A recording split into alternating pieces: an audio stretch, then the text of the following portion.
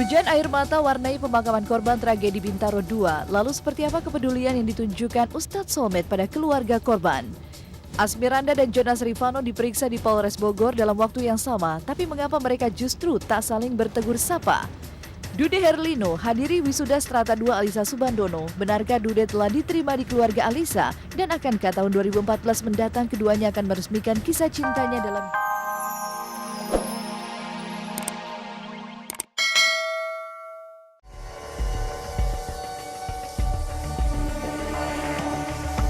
Halo, selamat siang pemirsa Global TV. Celeb on Cam kembali hadir menemani Anda untuk menyajikan kisah dari public figure secara mendalam. Pekatnya duka masih menyertai tragedi kecelakaan maut kereta komuter lain jurusan Serpong Tanah Abang di perlintasan kereta api Pondok Betung Ulu Jami Bintaro Jakarta Selatan hari Senin siang 9 Desember 2013. 7 nyawa terenggut dari kecelakaan itu, sementara puluhan orang lainnya harus mengalami luka-luka. Dari 7 korban jiwa, 3 diantaranya merupakan kru kereta komuter lain, yakni masinis Darman Prasetyo, teknisi Sofyan Hadi, serta Agus Suroto. Dan kemarin ketiganya pun disemayamkan dan disolatkan dengan suasana haru dan membiru di Stasiun Gambir sebagai penghormatan terakhir untuk kemudian diserahkan ke keluarga masing-masing. Maka inilah suasana duka di Stasiun Gambir, Jakarta Pusat saat melepas kepergian 3 jenazah kru kereta komuter lain.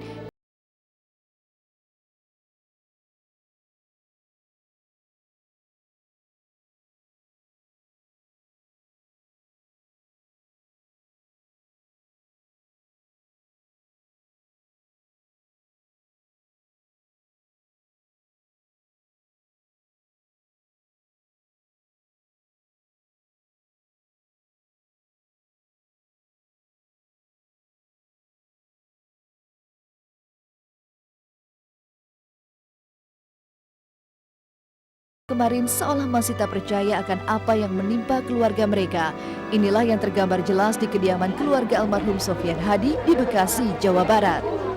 Pemuda berusia 20 tahun itu pergi meninggalkan bekas pilu untuk selama-lamanya. Air mata dan teriak tak percaya masih mewarnai rumah duka, apalagi ketika jenazah Sofyan Hadi terbujur di hadapan mereka. Mama nih anak mama yang paling ganteng mau berangkat tugas, Ma. Doain pian ya, Ma. Iya.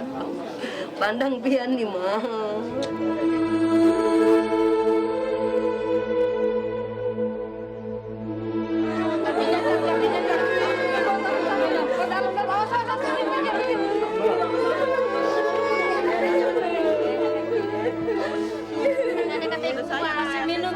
Kasih minum teh. Kenapa tinggalin lagi? Ada tinggalin dia ya.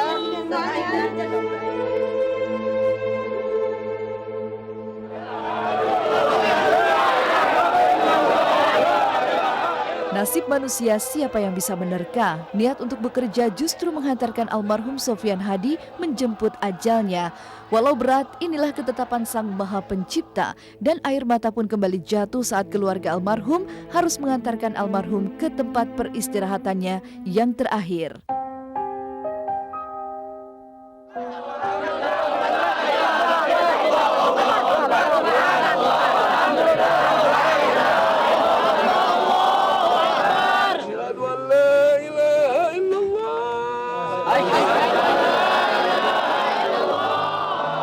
Di usianya yang masih sangat muda, Sofyan Hadi memang telah pergi untuk selamanya. Dan di usianya yang masih muda itu juga, ia telah menggantungkan cita-citanya untuk bisa membahagiakan keluarga, terlebih kedua orang tuanya.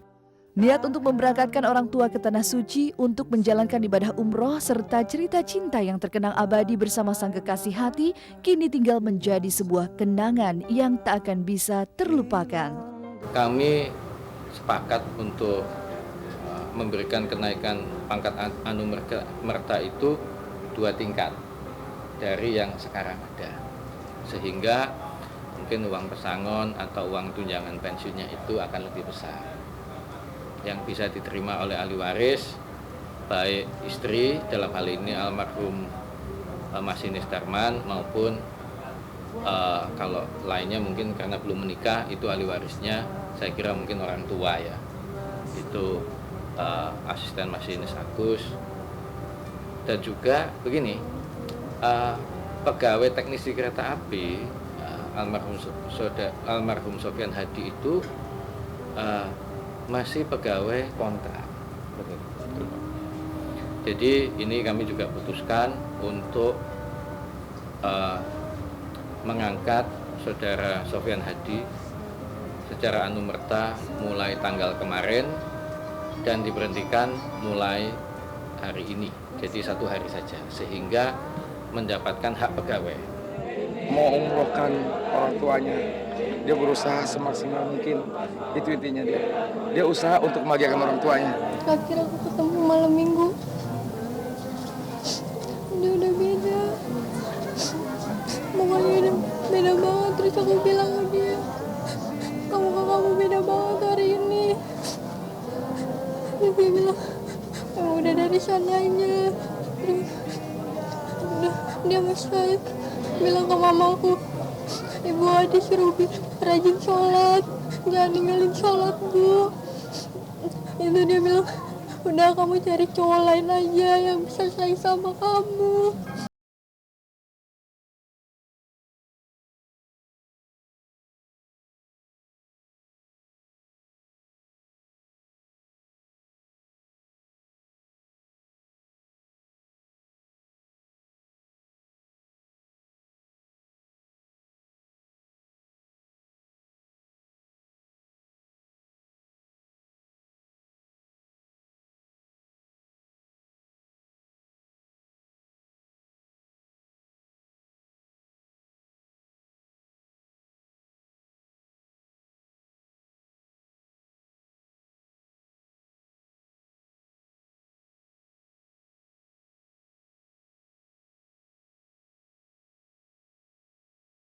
Sakitnya.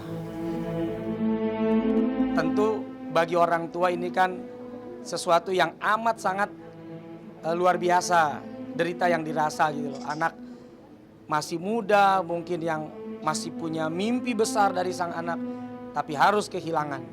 Mudah-mudahan kehadiran kami bisa memberikan hiburan untuk hati orang tua maupun kerabat serta saudara yang ada di sana. Amin. Tragedi kereta api Bintaro Senin lalu memang bukan untuk yang pertama kalinya terjadi. Pasalnya, pada bulan Oktober 1987, kecelakaan hebat 2 kereta juga masih meninggalkan bekas luka hingga saat ini. Begitu pula dengan tragedi 9 Desember lalu yang akan membekas hingga berpuluh-puluh tahun kemudian. Dan sudah sepatutnya, setiap kita belajar dari musibah ini, belajar untuk menertibkan diri sendiri menjadi langkah pertama yang bisa menghindarkan terjadinya kecelakaan. Hikmahnya mari kita gali bareng-bareng, kita gali bersama-sama. Ya kalau saya melihat ini kan soal lalu lintas, ya berapa banyak kejadian yang terjadi dalam kecelakaan lalu lintas itu kan karena ada oknum, kesalahan sang pengguna lalu lintas yang mungkin tidak disiplin, tidak tertib, atau tidak sabar, dan lain-lain sebagainya. Paling itu aja yang kita bisa ambil. Ya saya juga termasuk orang yang boleh dibilang juga tidak tertib. Tapi mari kita ambil bareng-bareng. Pelajari untuk ke depan lebih tertib lagi. Pemirsa Celeb on Cam, apa yang dirasakan oleh keluarga korban kecelakaan KRL di Ulu Jami Bintaro Senin lalu memang tak seberat apa yang dihadapi oleh pesinetron Asmiranda. Walaupun dibalut peliknya urusan rumah tangga, ia masih tetap bisa menjalani sejumlah kewajibannya. Dan mendatangi Polres Bogor Selasa kemarin adalah salah satunya. Kedatangan pesinetron yang akrab disapa Andah itu sekitar pukul 12 siang untuk memberikan keterangan kepada penyidik terkait laporan penistaan agama oleh salah satu ormas beberapa waktu lalu. Sekitar 1,5 jam berselang, Jonas juga hadir di tempat yang sama. Tapi mengapa ketika keduanya menjalani pemeriksaan di ruang kriminal khusus Polres Bogor, Anda dan Jonas justru tak saling tatap muka serta tak tegur sapa? Waduh, itu kayaknya lebih pribadi, jadi saya nggak bisa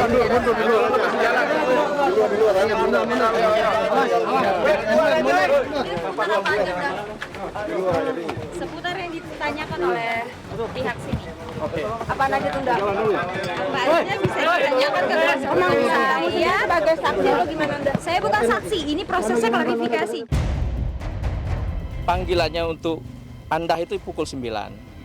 Panggilan untuk Anda pukul 9, tetapi karena tadi ada di daerah Cilengsi itu ada eksekusi gitu, ada eksekusi gitu kan, sehingga jalan itu macet total gitu. Jadi kita nggak bisa keluar dan kita sampai di sini pukul 12 kalau nggak salah ya.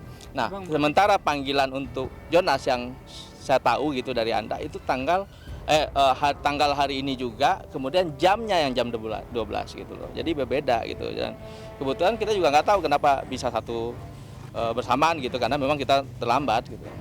Jadi bukan sesuatu yang disengaja kita datang sama-sama, enggak lah gitu.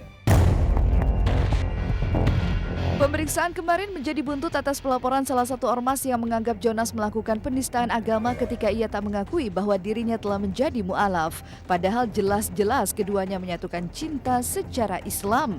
Atas dasar ini pula Asmiranda dicecar sekitar 22 pertanyaan. Tapi sayangnya, baik Jonas maupun Asmiranda enggan berkomentar pasca pemeriksaan. Pihak kepolisian melakukan pemanggilan itu hanya untuk meminta klarifikasi. Terkait dengan agama ya Bang? Ya terkait dengan laporan gitu ya, laporan dari salah satu ormas. Kemudian itu sebagai warga negara yang baik, Mbak Anda memenuhi panggilan itu. Kemudian penyidik mengajukan 22 pertanyaan dan alhamdulillah dijawab dengan lancar, sesuai dengan apa yang diketahui, perkawinan, menyangkut pemberitaan yang selama ini ada ya, yang jadi publikasi itu yang disampaikan di dalam pemeriksaan tadi. Sementara hubungan Jonas dan Asmiranda masih dibalut sejumlah tanya, maka tidak begitu halnya dengan sikap yang dipilih oleh ayah Anda, Farmiji Zanman. Pria bule itu secara jelas mengaku bahwa ia masih kecewa terhadap sang menantu. Bahkan selama Hayat masih dikandung badan, ia menyebut tak bisa menerima apa yang telah dilakukan oleh Jonas. Lantas mungkinkah pintu restu telah tertutup rapat untuk Jonas? Oh, tidak tahu saya. Nah, makanya aku mau tanya Om, tahu nggak terus kabar Anda? Tidak tahu. Belum ada kabar ya. Tapi Anda sendiri masih kesini nggak sih Om, ke rumah Om? Berapa hari lalu dia? Berapa hari? 3 hari lalu? 3 hari lalu. Support. Tapi Om merasa dibohongi dengan Anda? Ya. Sampai saat ini Om? Oh ya, selama aku mati ya begitu. Tapi Ya. masih ada komunikasi nggak sih Om? Sama Asmiranda. Vano sama- Oh enggak. Asmiranda. Tapi kalau maaf sendiri Om, Belum pernah. berarti Om masih kecewa dengan Vano ya Om? Selama aku hidup. Saat cinta yang diangankan indah justru berbuah sejumlah masalah. Akan seperti apa hubungan Asmiranda dan Jonas Rifano nantinya? Akankah cinta yang dulu mereka pegang teguh bisa menyatukan segala perbedaan yang ada? Ataukah justru Anda akan berpegang teguh pada pendirian dan mengakhiri untayan cintanya bersama Jonas Rifano? Sejauh ini kan saya sudah sampaikan yang dibatalkan perkawinan, tapi secara hubungan manusia dengan manusianya, silaturahminya masih baik sampai sekarang ini kan, bahwa mereka sudah satu rumah sejak diajukan pembatalan gitu.